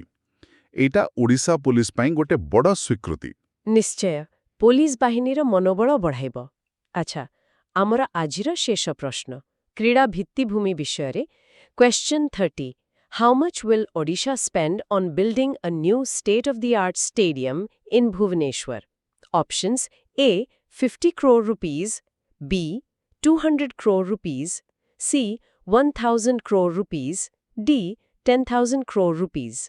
ଏହାର ଉତ୍ତର ହେଉଛି C. 1000 crore rupees। 1000 କୋଟି ଟଙ୍କା ଗୋଟେ ଷ୍ଟାଡିୟମ ପାଇଁ। ହଁ, ମୁଖ୍ୟମନ୍ତ୍ରୀ ମୋହନ ଚରଣ ମାଝୀ ଏଇଟା ଘୋଷଣା କରିଛନ୍ତି। ଭୁବନେଶ୍ୱରରେ ଗୋଟେ ପୁରା ନୂଆ ଅତ୍ୟାଧୁନିକ ଷ୍ଟାଡିୟମ ତିଆରି ହେବ। ସେଥିପାଇଁ 1000 କୋଟି ଟଙ୍କା ଖର୍ଚ୍ଚ ହେବ। ଏତେ ଟଙ୍କା? ଏଟା କ'ଣ କୌଣସି ବଡ଼ ଯୋଜନାର ଅଂଶ? ହଁ, ଏକଦମ। ସରକାର ଆଗାମୀ 4 ବର୍ଷ ଭିତରେ ରାଜ୍ୟର ସବୁ 147ଟା ବ୍ଲକରେ ଖେଳ ଭିତ୍ତିଭୂମିର ବିକାଶ ପାଇଁ ମୋଟ 4124 କୋଟି ଟଙ୍କା ଖର୍ଚ୍ଚ କରିବାକୁ ଯୋଜନା କରିଛନ୍ତି। ଓହୋ। ହଁ, ଆଉ ଭୁବନେଶ୍ୱରର ଏଇ ନୂଆ ଷ୍ଟାଡିୟମ ହେଉଛି ସେଇ ବଡ଼ ଯୋଜନାର ଗୋଟେ ମୁଖ୍ୟ ଅଂଶ। What is the main aim of the Godavarish Mishra Adarsha Prathamika Vidyalaya scheme? Options A. Adult education, B. Model primary schools, C. Education below 10 years, D. Urban only coverage. ଏହାର ଠିକ୍ ଉତ୍ତର ହେଉଛି option B model primary schools. Odisha ସରକାର ନିକଟରେ ଗୋଦାବରୀଶ ମିଶ୍ର ଆଦର୍ଶ ପ୍ରାଥମିକ ବିଦ୍ୟାଳୟ ବୋଲି ଏକ ନୂଆ ଯୋଜନା ଆରମ୍ଭ କରିଛନ୍ତି। ଆଚ୍ଛା। ଏହାର ମୂଳ ଲକ୍ଷ୍ୟଟା ହେଲା ପ୍ରତି ଗ୍ରାମ ପଞ୍ଚାୟତରେ ଗୋଟିଏ ଭଲ କ୍ୱାଲିଟିର ମଡେଲ ପ୍ରାଇମେରୀ ସ୍କୁଲ ତିଆରି କରିବା। ପ୍ରଥମ ପର୍ଯ୍ୟାୟରେ ରାଜ୍ୟରେ 835ଟା ଏମିତି ସ୍କୁଲ ଖୋଲିବ। ମଡେଲ ସ୍କୁଲ କହିଲେ ଏହାର କ'ଣ ଖାସ କଥା? ହଁ, ଦେଖନ୍ତୁ, ଏଇ ସ୍କୁଲଗୁଡ଼ିକ କେବଳ ଯେ ଭଲ ବିଲ୍ଡିଂ ହେବ ସେମିତି ନୁହେଁ, ଏଗୁଡ଼ିକୁ ପାଖରେ ଥିବା ହାଇସ୍କୁଲ ପାଇଁ ଫିଡର ସ୍କୁଲ ଭଳି କାମ କରିବ। ମାନେ ଏଠୁ ପିଲା ପାସ୍ କଲେ ସହଜରେ ପାଖ ହାଇସ୍କୁଲରେ ଆଡମିସନ ନେଇପାରିବେ। ପାଠପଢ଼ାରେ ଗୋଟେ କଣ୍ଟିନ୍ୟୁଟି ରହିବ। ବୁଝିଲି। ଆଉ ଗାଁ ଗହଳିରେ ପ୍ରାଇମେରୀ ଏଜୁକେସନର ମାନ ବଢ଼ିବ, ସହର ଆଉ ଗାଁ ପାଠପଢ଼ା ଭିତରେ ଯୋଉ ଫରକ ଅଛି ସେଇଟା ବି କମିବ। କେତେ ଖର୍ଚ୍ଚ ହେବ ଏଥିରେ? ପ୍ରତି ସ୍କୁଲ ପାଇଁ ପାଖାପାଖି 7 କୋଟି ଟଙ୍କା ଖର୍ଚ୍ଚ ହେବ ବୋଲି ଅଟକଳ ଅଛି। ଆଉ ଯୋଉ ସ୍କୁଲଗୁଡ଼ିକରେ 100ରୁ ବେଶୀ ପିଲା ଅଛନ୍ତି, ପ୍ରି ପ୍ରାଇମେରୀରୁ ଅଷ୍ଟମ ଯାଏଁ ପାଠ ପଢ଼ା ହେଉଛି, ଆଉ ଅନ୍ତତଃ 2 ଏକର ଜାଗା ଅଛି, ସେଗୁଡ଼ିକୁ ପ୍ରାଥମିକତା ମିଳିବ। ଏହା ତ ନିଶ୍ଚୟ ଗୋଟେ ବଡ଼ ପଦକ୍ଷେପ। ଭଲ, ତବେ ଶିକ୍ଷା ପରେ ଆସନ୍ତୁ ଏବେ ସ୍ୱାସ୍ଥ୍ୟ କଥା ଦେଖିବା। Question: What benefit are hostel students set to receive as per the School and Mass Education Minister's announcement? Options: A. Free uniforms, B. Digital health cards, C. Free transportation, D. Coaching classes. ଏହାର ଉତ୍ତର ହେଉଛି B. Digital health cards. ବିଦ୍ୟାଳୟ ଓ ଗଣଶିକ୍ଷା ମନ୍ତ୍ରୀ ନିତ୍ୟାନନ୍ଦ ଗଣ୍ଡ ଏଇ ନିକଟରେ ଘୋଷଣା କରିଛନ୍ତି ଯେ ରାଜ୍ୟର ସରକାରୀ ହଷ୍ଟେଲରେ ରହୁଥିବା ସବୁ ପିଲାଙ୍କୁ ଖୁବ୍ ଶୀଘ୍ର ଡିଜିଟାଲ ହେଲ୍ଥ କାର୍ଡ ଦିଆଯିବ। Digital health card? ଏଥିରେ ପିଲାଙ୍କର କ'ଣ ସୁବିଧା ହେବ? ଏଇଟା ଗୋଟେ ବହୁତ ଭଲ ଜିନିଷ। ଦେଖନ୍ତୁ, ଏ କାର୍ଡରେ ପ୍ରତି ପିଲାର ସବୁ ସ୍ୱାସ୍ଥ୍ୟ ତଥ୍ୟ ରହିବ। ମାନେ ତାଙ୍କର ପୂର୍ବରୁ କି ରୋଗ ହୋଇଥିଲା, କି ଚିକିତ୍ସା କରାଯାଇଛି, କୋଉ ଟୀକା ନେଇଛନ୍ତି, ଏ ସବୁ ଡିଜିଟାଲରେ ରେକର୍ଡ ହେଇକି ରହିବ। ଓ, ବଢ଼ିଆ ତ। ହଁ, ତେଣୁ କେତେବେଳେ ବି, ବିଶେଷ କରି ଯଦି କିଛି ଜରୁରୀ ପରିସ୍ଥିତି ହେଲା, ଡାକ୍ତରମାନେ ସାଙ୍ଗେ ସାଙ୍ଗେ ପିଲାର ପୁରା ମେଡିକାଲ ହିଷ୍ଟ୍ରି ପାଇଯିବେ, ଫଳରେ ଠିକ୍ ଆଉ ଜଲ୍ଦି ଚିକିତ୍ସା ମିଳିପାରିବ। ହଷ୍ଟେଲ ପିଲାଙ୍କ ପାଇଁ ଏଇଟା ବେଶୀ ଜରୁରୀ ନିଶ୍ଚୟ। ଏକଦମ, କାରଣ ସେମାନେ ଘରଠୁ ଦୂରରେ ରହୁଛନ୍ତି, ଏହାଦ୍ୱାରା ତାଙ୍କର ହେଲ୍ଥ ସିକ୍ୟୁରିଟି ବଢ଼ିବ। ନିଶ୍ଚୟ। ହେଲ୍ଥ ରେକର୍ଡ ଡିଜିଟାଲ ହେବା ଗୋଟେ ଭଲ ପଦକ୍ଷେପ। ଭଲା, ଏବେ ଆସନ୍ତୁ ଓଡ଼ିଶାର ଆର୍ଟ ଆଣ୍ଡ କଲଚର ବିଷୟରେ ଗୋଟେ ଖବର ଦେଖିବା। Question: What initiative has been launched to promote Cuttack's silver filigree art? Options: A. Financial grants, B. Common Facilities Center CFC, C. International exhibition, D. Agricultural support. ଏହାର ଉତ୍ତର ହେଲା B. Common Facility Center CFC। ଆମେ ତ ସମସ୍ତେ ଜାଣିଛେ, କଟକର ରୂପା ତାରକସି କାମ ପୁରା ଦୁନିଆରେ ଫେମସ୍। ହଁ, ତା ତ ନିଶ୍ଚୟ। ତେବେ ଏଇ ଯୋଉ ୟୁନିକ୍ ଆର୍ଟ ଫର୍ମ, ଏହାକୁ ଆହୁରି ବଢ଼େଇବା ପାଇଁ ଆଉ କାରିଗରମାନଙ୍କୁ ଆଧୁନିକ ସୁବିଧା ଦେବା ପାଇଁ ସରକାର ଗୋଟେ ସାଧାରଣ ସୁବିଧା କେନ୍ଦ୍ର ବା କମନ୍ ଫ୍ୟାସିଲିଟି ସେଣ୍ଟର ମାନେ CFC ତିଆରି କରିବାକୁ ଯାଉଛନ୍ତି। ଏହାର ଶିଳାନ୍ୟାସ ବି ହୋଇସାରିଲାଣି। ଉପମୁଖ୍ୟମନ୍ତ୍ରୀ ପ୍ରଭାତୀ ପରିଡ଼ା ଏହାର ଭିତ୍ତିପ୍ରସ୍ତର ସ୍ଥାପନ କରିଛନ୍ତି। ଆଚ୍ଛା, ଏଇ CFC ବିଷୟରେ ଆଉ ଟିକେ କୁହନ୍ତୁ। ଏହା କେମିତି କାରିଗରଙ୍କୁ ସାହାଯ୍ୟ କରିବ? ଏଇଟା କଟକର CDA ସେକ୍ଟର 6ରେ ତିଆରି ହେବ, ପାଖାପାଖି 15,000 ବର୍ଗ ଫୁଟ ଜାଗାରେ। ଆଉ ଏଥିପାଇଁ ମୋଟ 8.8 କୋଟି ଟଙ୍କା ଖର୍ଚ୍ଚ ହେବ। କେବଳ ସେତିକି ନୁହେଁ, ଆହୁରି 5 କୋଟି ଟଙ୍କା ଦିଆଯାଇଛି ଏକଦମ ଆଧୁନିକ ମେସିନ୍ ସବୁ ପାଇଁ। ଓହୋ, କେବେ ସରିବ କାମ? ଆଶା କରାଯାଉଛି ବର୍ଷେ ଭିତରେ ସରିଯିବ। ଆଉ ଏହାଦ୍ୱାରା ପ୍ରାୟ 500 କାରିଗର ସିଧାସଳଖ ଉପକୃତ ହେବେ। ସେମାନେ ଏଠି ନୂଆ ଡିଜାଇନ ଶିଖିପାରିବେ, ନୂଆ ଟେକ୍ନୋଲୋଜି ବ୍ୟବହାର କରିପାରିବେ, ଆଉ ନିଜ ଜିନିଷ ପାଇଁ ଭଲ ମାର୍କେଟ ପାଇବାରେ ବି ସାହାଯ୍ୟ ମିଳିବ। ଏହାଦ୍ୱାରା ତାରକସି କାମର କ୍ୱାଲିଟି ବଢ଼ିବ ଆଉ କାରିଗରଙ୍କ ରୋଜଗାର ବି ବଢ଼ିବ। ବାଃ, ଏହା ତ ବହୁତ ଭଲ ପଦକ୍ଷେପ। କଳାକାର ଆଉ କଳା ଦୁଇଟା ଯାକ ପାଇଁ ଭଲ। ଏବେ ଆସନ୍ତୁ ଟିକେ ଅର୍ଥନୀତି ଆଡ଼କୁ ଯିବା, ମାନେ ଟ୍ୟାକ୍ସ ବ୍ୟବସ୍ଥା। Question: What is the new anti-evasion measure added to the OGST Act's amendments? Options: A. Elimination of penalties, B. Mandatory credit notes, ITC reversal, tracking, C. Decrease in compliance, D. Cash transactions only. ଏ ପ୍ରଶ୍ନର ଉତ୍ତର ହେଉଛି option B. Mandatory credit notes, ITC reversal, tracking. ନିକଟରେ Odisha cabinet OGST ଆଇନ 2017ରେ କିଛି ଜରୁରୀ ପରିବର୍ତ୍ତନକୁ ମଞ୍ଜୁରି ଦେଇଛନ୍ତି। ଆଚ୍ଛା। ଏହି ପରିବର୍ତ୍ତନଗୁଡ଼ିକର ମୁଖ୍ୟ କାମ ହେଲା GST ଆଡମିନିଷ୍ଟ୍ରେସନକୁ ଆହୁରି ସହଜ ଆଉ ପାରଦର୍ଶୀ କରିବା, ବେପାରୀମାନଙ୍କ ପାଇଁ କମ୍ପ୍ଲାଏନ୍ସ ସହଜ କରିବା, ଆଉ ସବୁଠି ବଡ଼ କଥା ହେଲା ଟ୍ୟାକ୍ସ ଫାଙ୍କିବାକୁ ରୋକିବା। ଟ୍ୟାକ୍ସ ଫାଙ୍କି ରୋକିବା ପାଇଁ କ'ଣ ସବୁ ନୂଆ ନିୟମ ଆସିଛି? ହଁ, କିଛି ନୂଆ ବ୍ୟବସ୍ଥା ଅଛି। ଯେମିତି ଯଦି କେହି ଜଣେ ସପ୍ଲାୟର ମାନେ ଯିଏ ମାଲ ବିକୁଛନ୍ତି, ସେ ଯଦି ବିକ୍ରି ପରେ ମାଲ ଫେରସ୍ତ ନିଅନ୍ତି କିମ୍ବା ଦାମ କମାନ୍ତି, ତାହେଲେ ତାଙ୍କୁ ଏକ କ୍ରେଡିଟ୍ ନୋଟ୍ ଦେବାକୁ ପଡ଼ିବ। ଏଇଟା ବାଧ୍ୟତାମୂଳକ। ଆଉ ଯିଏ କିଣିଥିଲେ ମାନେ ବାୟର ଆଉ ସେ ମାଲ ପାଇଁ ଆଗରୁ ଇନପୁଟ ଟ୍ୟାକ୍ସ କ୍ରେଡିଟ୍ ବା ଆଇଟିସି ନେଇଥିଲେ ତାଙ୍କୁ ସେଇ କ୍ରେଡିଟ୍ ନୋଟ୍ ହିସାବରେ ସେତିକି ଆଇଟିସି ଫେରସ୍ତ କରିବାକୁ ପଡ଼ିବ। ବୁଝିଲି। ଏମିତି ହେଲେ ଭୁଲ ଆଇଟିସି କ୍ଲେମ୍ କମିବ। ଏକଦମ। ଆଉ ଗୋଟେ ବଡ଼ କଥା ହେଲା ଯୋଉ ଜିନିଷରେ ଟ୍ୟାକ୍ସ ଫଙ୍କିବାର ବେଶୀ ସମ୍ଭାବନା ଅଛି ମାନେ ହାଇ ରିସ୍କ ସେକ୍ଟର୍ସ ଯେମିତି ପାନ ମସଲା, ତମାଖୁ, ଇଟାଭାଟି, ବାଲିଖଣି ଏସବୁ କ୍ଷେତ୍ରରେ ଗୋଟେ ଟ୍ରାକ୍ ଆଣ୍ଡ ଟ୍ରେସ୍ ସିଷ୍ଟମ ଲାଗୁ ହେବ। Track and trace? ହଁ ମାନେ ଏ ଜିନିଷଗୁଡାକ ତିଆରି ହେବାଠାରୁ ବିକ୍ରି ହେବା ଯାଏଁ ସବୁ ଷ୍ଟେଜରେ ଟ୍ରାକ୍ କରାଯିବ। ଯଦି କେହି ଏ ନିୟମ ମାନିବେନି ତାହେଲେ ତାଙ୍କ ଉପରେ 1 ଲକ୍ଷ ଟଙ୍କା ଯାଏ ଜରିମାନା ଲାଗିପାରେ କିମ୍ବା ଯେତିକି ଟ୍ୟାକ୍ସ ଦେବା କଥା ତାର 10% ଜରିମାନା ବି ହେଇପାରେ। ଓହୋ।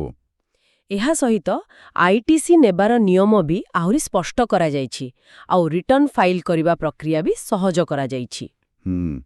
ଏହାଦ୍ୱାରା ଟ୍ୟାକ୍ସ ସିଷ୍ଟମରେ ଆହୁରି ଟ୍ରାନ୍ସପାରେନ୍ସି ଆସିବ। ତେବେ ପରବର୍ତ୍ତୀ ପ୍ରଶ୍ନଟି ବି ଏଇ ଓଜିଏସଟି ସଂଶୋଧନ ଉପରେ।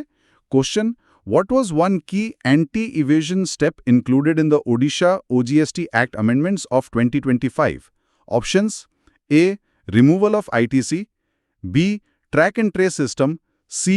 Tax rate reduction, D. Exemption of agricultural produce. ଯେହେତୁ ଆମେ ଏବେ ହିଁ ଏ ବିଷୟରେ କଥା ହେଉଥିଲେ ଏହାର ଉତ୍ତର ସହଜ। ଉତ୍ତର ହେଉଛି B. Track and trace system. 2025 ପାଇଁ ଯୋଉ ସଂଶୋଧନ କଥା କୁହାଯାଉଛି ସେଥିରେ ଟ୍ୟାକ୍ସ ଫଙ୍କି ରୋକିବା ପାଇଁ ଏ ଟ୍ରାକ୍ ଏବଂ ଟ୍ରେସ୍ ସିଷ୍ଟମଟା ଗୋଟେ ମୁଖ୍ୟ ପଦକ୍ଷେପ। ଠିକ୍ ଅଛି। ତେବେ ଟ୍ୟାକ୍ସ କଥା ପରେ ଏବେ ଆସନ୍ତୁ ମହିଳା ସଶକ୍ତିକରଣ ଦିଗରେ କ'ଣ ନୂଆ ପଦକ୍ଷେପ ନିଆଯାଇଛି ଦେଖିବା। Question: Under the Lakhpati Didi program, what benefit was announced for women SHG members? Options: A. Free housing, B. 10 lakh interest-free loans, C. Food rations, D. Free gold. ଏଠି ସଠିକ୍ ଉତ୍ତର ହେଉଛି B. 10 ଲକ୍ଷ ଟଙ୍କା ଇଣ୍ଟରେଷ୍ଟ ଫ୍ରି ଲୋନ୍।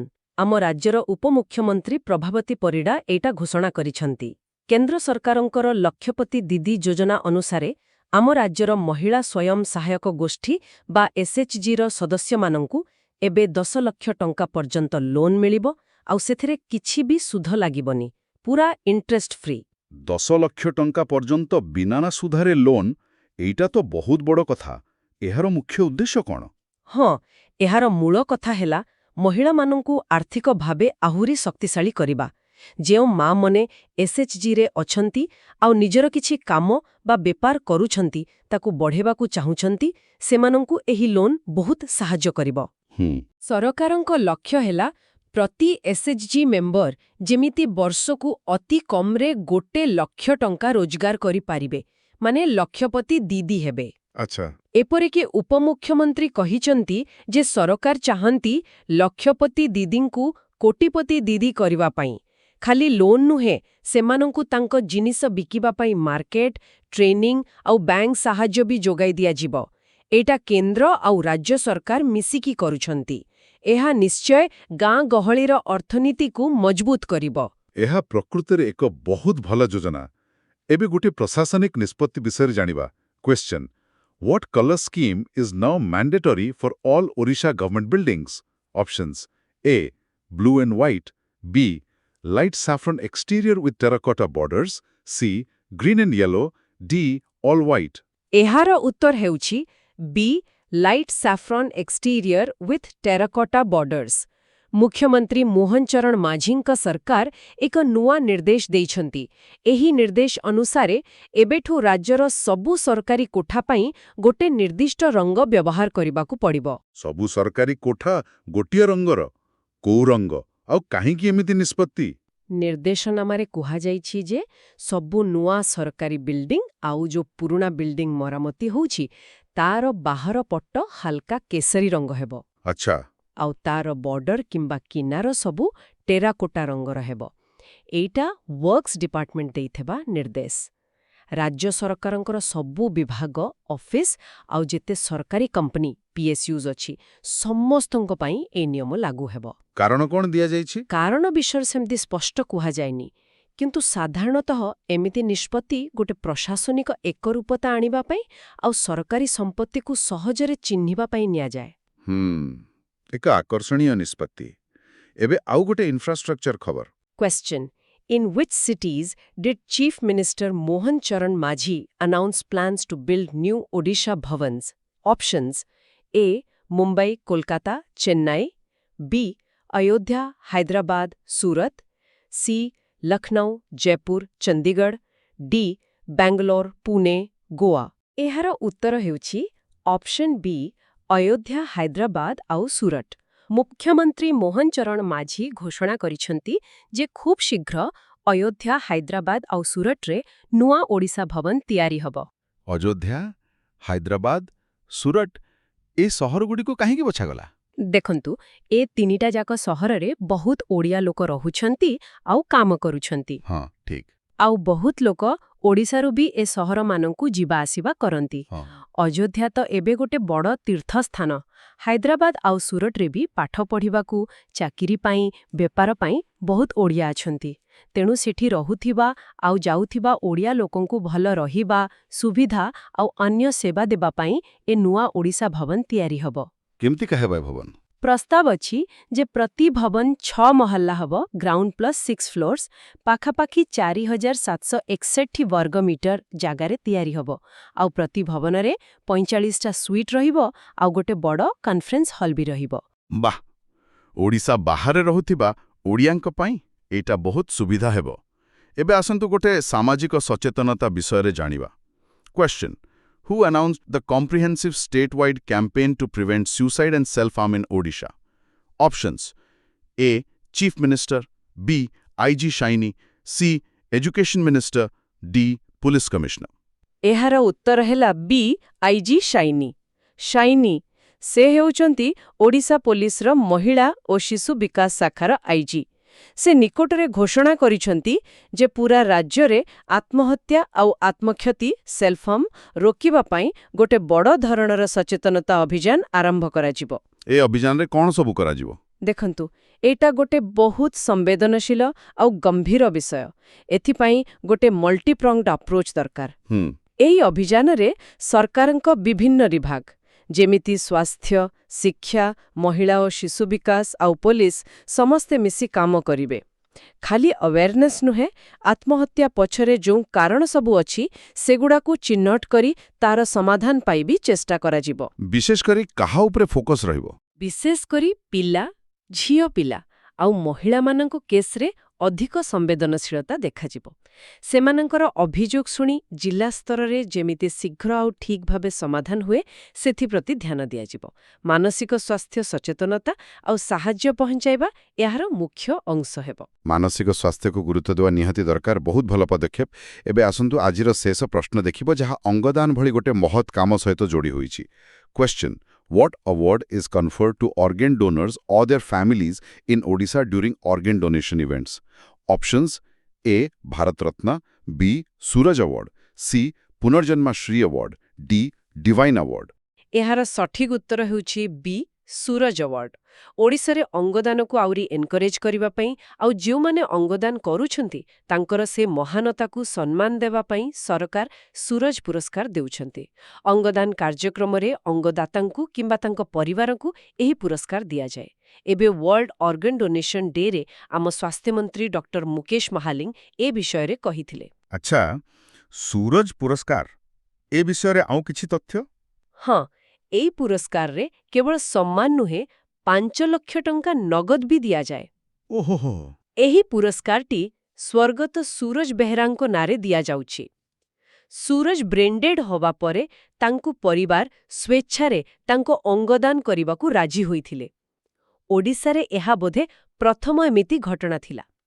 ତାଙ୍କର ସେହି ମହତ୍ କାମକୁ ସମ୍ମାନ ଦେଇ ସରକାର ଏହି ପୁରସ୍କାର ଆରମ୍ଭ କରିଛନ୍ତି। ଏବେ ଯେଉଁ କାର୍ଯ୍ୟକ୍ରମ ହେଲା ସେଥିରେ 24 ଜଣ ଅଙ୍ଗଦାତାଙ୍କ ପରିବାରକୁ ମରଣୋତ୍ତର ଭାବେ ଏହି ପୁରସ୍କାର ଦିଆଗଲା। ବୁଝିଲି। ସ୍ୱାସ୍ଥ୍ୟମନ୍ତ୍ରୀ କହୁଥିଲେ, ଅଙ୍ଗଦାନ ହେଉଛି ମୃତ୍ୟୁ ପରେ ଜୀବନଦାନ। ଏହାର ମହତ୍ତ୍ୱ ବହୁତ ବେଶୀ। ନିଶ୍ଚୟ ନିଶ୍ଚୟ। ଅଙ୍ଗଦାନ ବହୁତ ବଡ଼ କାମ, ଆଉ ଏମିତି ସମ୍ମାନ ଦେଲେ ଲୋକେ ଆହୁରି ପ୍ରୋତ୍ସାହିତ ହେବେ। Question 41: Who presented Odisha with the award recognizing it as the emerging state in organ donation? Options: A. Prime Minister. B. Union Health Minister. C. President of India. D. Chief Minister. ହଁ, ତ ଏହାର ସଠିକ୍ ଉତ୍ତର ହେଉଛି ବି union health minister, ମାନେ କେନ୍ଦ୍ର ସ୍ୱାସ୍ଥ୍ୟ ମନ୍ତ୍ରୀ ଜଗତ ପ୍ରକାଶ ନଡ୍ଡା। ଆଚ୍ଛା, କେନ୍ଦ୍ର ସ୍ୱାସ୍ଥ୍ୟ ମନ୍ତ୍ରୀ। ହଁ, ସେ ଓଡ଼ିଶାକୁ ଅଙ୍ଗଦାନ କ୍ଷେତ୍ରରେ ଉଦୀୟମାନ ରାଜ୍ୟ ବା ଇମର୍ଜିଂ ଷ୍ଟେଟ୍ ଭାବେ ଏକ ଜାତୀୟ ପୁରସ୍କାର ଦେଇଛନ୍ତି। ଏଇଟା ମାନେ ଅଙ୍ଗ ପ୍ରତିରୋପଣ କରି ଜୀବନ ବଞ୍ଚାଇବାରେ ଓଡ଼ିଶା ଯେଉଁ ଭଲ କାମ କରୁଛି ତାକୁ ଗୋଟେ ସ୍ୱୀକୃତି ଦେଇଛି।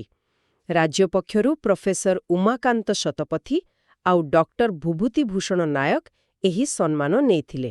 ବହୁତ ଭଲ କଥା। ଅଙ୍ଗଦାନ କ୍ଷେତ୍ରରେ ଏ ସ୍ୱୀକୃତି ନିଶ୍ଚୟ ପ୍ରୋତ୍ସାହନ ଦେବ। ପରବର୍ତ୍ତୀ ପ୍ରଶ୍ନକୁ ଯିବା। Question 42. Why did Odisha government order the implementation of biometric attendance systems in revenue offices? Options A. Payroll, B. Track leaves, C. Enforce punctuality, D. Monitor health. ଏହାର ଉତ୍ତର ହେଉଛି C to enforce punctuality and ensure timely attendance, ମାନେ ସମୟାନୁବର୍ତ୍ତିତା ଲାଗୁ କରିବାକୁ। ଆଚ୍ଛା, ପଙ୍କ୍ଚୁଆଲିଟି ପାଇଁ। ହଁ, ରାଜ୍ୟ ସରକାର ସବୁ ଜିଲ୍ଲାପାଳଙ୍କୁ କହିଛନ୍ତି ଯେ ତାଙ୍କ ଅଧୀନରେ ଥିବା ସବୁ ରାଜସ୍ୱ କାର୍ଯ୍ୟାଳୟରେ ଏ ବାୟୋମେଟ୍ରିକ ବ୍ୟବସ୍ଥା ଲାଗୁ ହେଉ। ରାଜସ୍ୱ ଓ ବିପର୍ଯ୍ୟୟ ପରିଚାଳନା ବିଭାଗର ନୋଟିସ୍ ଅନୁସାରେ ସମୟାନୁବର୍ତ୍ତିତାକୁ ବହୁତ ପ୍ରାଥମିକତା ଦିଆଯାଉଛି। କିଛି କାରଣ ଥିଲା କି ଏମିତି ହଠାତ୍ ନିଷ୍ପତ୍ତି ପାଇଁ? ହଁ, କଟକରେ ଯେଉଁ inspector general of registration office ଅଛି ସେଠି ଗୋଟେ ଅଚାନକ ଯାଞ୍ଚ ହେଇଥିଲା। ସେତେବେଳେ ଦେଖାଗଲା ଯେ ବହୁତ ଅଧିକାରୀ ଆଉ କର୍ମଚାରୀ ଡେରିରେ ଆସୁଛନ୍ତି। ଓହୋ, ସେଇଥିପାଇଁ ଏ ପଦକ୍ଷେପ? ହଁ, ସେଇ ଘଟଣା ପରେ ସରକାରୀ ଅଫିସରେ ଟିକେ ଶୃଙ୍ଖଳା ଆଣିବା ପାଇଁ ଏ ନିଷ୍ପତ୍ତି ନିଆଗଲା। ବୁଝିଲି, ଠିକ୍ ଅଛି। ଏବେ ଆସନ୍ତୁ ପରବର୍ତ୍ତୀ ପ୍ରଶ୍ନ। Question 43. What is the Mukhyamantri Adibandh Tyari Yojana MATE 3.0 focused on? Options A.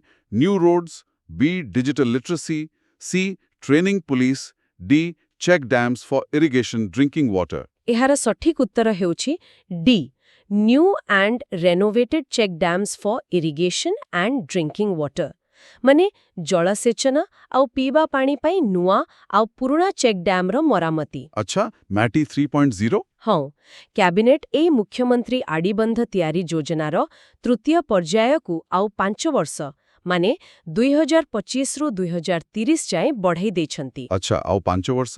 ଏଥିରେ କ'ଣ ହେବ ମୁଖ୍ୟତଃ?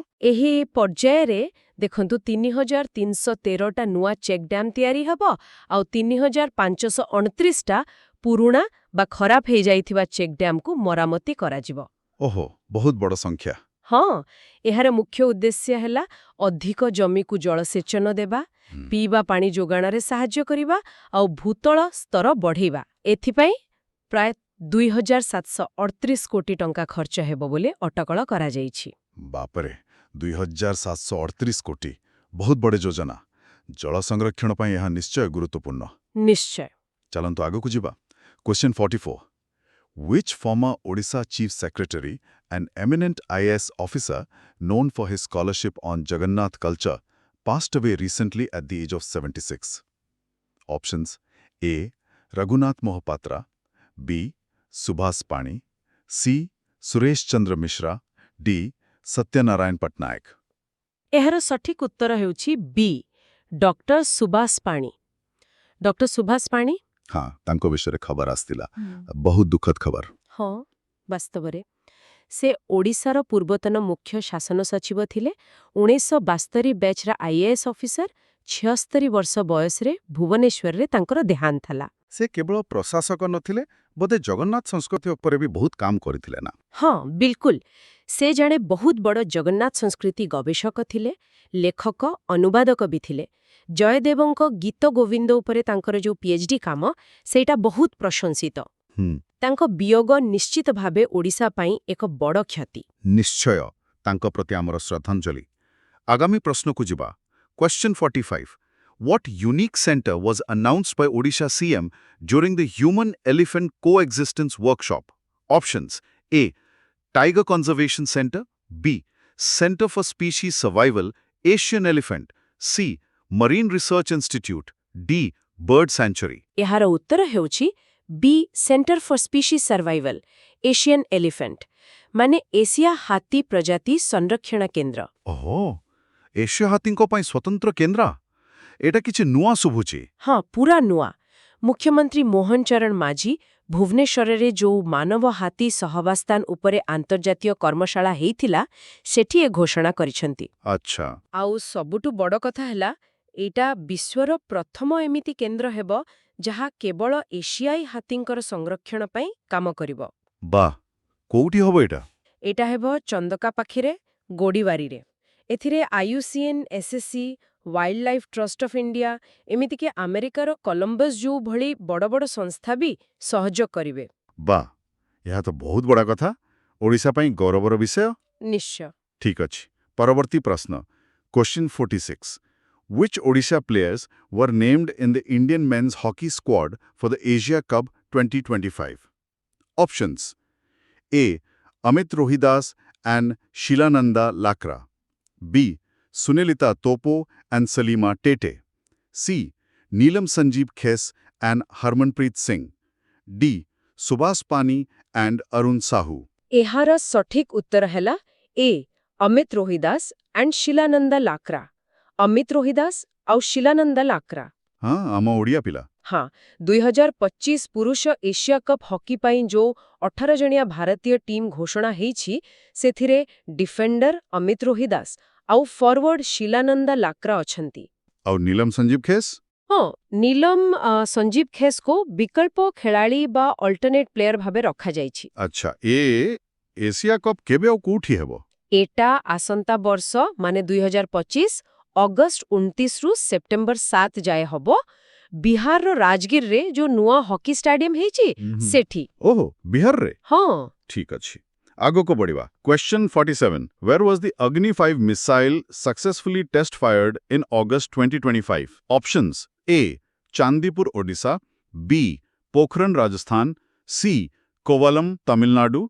D. Leh, Ladakh. ଏହାର ଉତ୍ତର ତ ଆମ ସମସ୍ତଙ୍କୁ ଜଣା। ଏ. ଚାନ୍ଦିପୁର, ଓଡ଼ିଶା। ଆମ ଓଡ଼ିଶାର ଚାନ୍ଦିପୁର। ହଁ, ଆମ ଚାନ୍ଦିପୁର ITR। ବିଲକୁଲ। ଅଗଷ୍ଟ 2025ରେ ଚାନ୍ଦିପୁରର ଇଣ୍ଟିଗ୍ରେଟେଡ୍ ଟେଷ୍ଟ ରେଞ୍ଜରୁ ଅଗ୍ନି 5 କ୍ଷେପଣାସ୍ତ୍ରର ସଫଳ ପରୀକ୍ଷଣ କରାଯାଇଛି। ଏଟା ପରମାଣୁ ଅସ୍ତ୍ର ବହନ କରିପାରିବ। ଆଉ ଏହାର ରେଞ୍ଜ କେତେ? ଏହାର ଲକ୍ଷ୍ୟଭେଦ କ୍ଷମତା 5000 କିଲୋମିଟରରୁ ଅଧିକ, ମାନେ ପୁରା ଏସିଆ ଆଉ ୟୁରୋପର କିଛି ଅଂଶ ଯାଏ ଏହା ପହଞ୍ଚିପାରିବ। DRDO ଏହାକୁ ତିଆରି କରିଛି। ଭାରତର ପ୍ରତିରକ୍ଷା କ୍ଷମତା ପାଇଁ ଏହା ଏକ ବଡ଼ ସଫଳତା। ନିଶ୍ଚୟ। ଏହା ଆମର କ୍ରେଡିବଲ୍ ମିନିମମ୍ ଡିଟରେନ୍ସକୁ ଆହୁରି ମଜବୁତ କରୁଛି। ଠିକ୍। ପରବର୍ତ୍ତୀ ପ୍ରଶ୍ନ। Question 48. What is the newly launched citizen-centric initiative by Odisha CM Mohan Majhi called? Options: A. Ama Shasana. B. Ama Odisha. C. Janamancha. D. Prajabandhu. ଏହାର ଉତ୍ତର ହେଉଛି ଏ. ଆମ ଶାସନ। ଆମ ଶାସନ। Ama Shasan. ଏହା ବିଷୟରେ ଟିକେ କୁହନ୍ତୁ। ହଁ, ମୁଖ୍ୟମନ୍ତ୍ରୀ ମୋହନ ମାଝୀ ଏହି ନୂଆ ନାଗରିକ କେନ୍ଦ୍ରିକ କାର୍ଯ୍ୟକ୍ରମ ଆରମ୍ଭ କରିଛନ୍ତି। ଏହାର ମୂଳ ଲକ୍ଷ୍ୟ ହେଲା ମାନେ ଶାସନରେ ଲୋକଙ୍କର ଅଂଶଗ୍ରହଣ ବଢ଼େଇବା ଆଉ ସ୍ୱଚ୍ଛତା ଆଣିବା। କେମିତି କାମ କରିବ ଏଟା? ଏଥିପାଇଁ ଗୋଟେ ୱେବ୍ ପୋର୍ଟାଲ ଅଛି, amashasana.odisha.gov.in। ଗୋଟେ ଟୋଲ୍ ଫ୍ରି ନମ୍ବର ବି ଅଛି, 14471, ଆଉ ହ୍ୱାଟ୍ସଆପ୍ ସପୋର୍ଟ ବି ଅଛି। ଆଚ୍ଛା। ତ ଲୋକମାନେ ସିଧାସଳଖ ସରକାରୀ ଯୋଜନା ବିଷୟରେ ନିଜ ମତ ଦେଇପାରିବେ, କିଛି ଅଭିଯୋଗ ଥିଲେ ଜଣାଇ ପାରିବେ। ମନ୍ତ୍ରୀ ଅଫିସରମାନେ ବି ଲୋକଙ୍କ ସହ ସିଧା କଥା ହେଇପାରିବେ ଏହା ମାଧ୍ୟମରେ। ଓହୋ, ଏହା ତ ପ୍ରଶାସନକୁ ଲୋକଙ୍କ ପାଖକୁ ଆଣିବାର ଗୋଟେ ଭଲ ଉପାୟ ଭଳି ଲାଗୁଛି। ହଁ, ସେୟା ହିଁ ଉଦ୍ଦେଶ୍ୟ। ଠିକ୍ ଅଛି। ଏବେ ଆଉ ଗୋଟେ ଗୁରୁତ୍ୱପୂର୍ଣ୍ଣ ପ୍ରସଙ୍ଗକୁ ଆସିବା। Question 49. What is the name of the Odisha government's new initiative to intensify the fight against drug trafficking?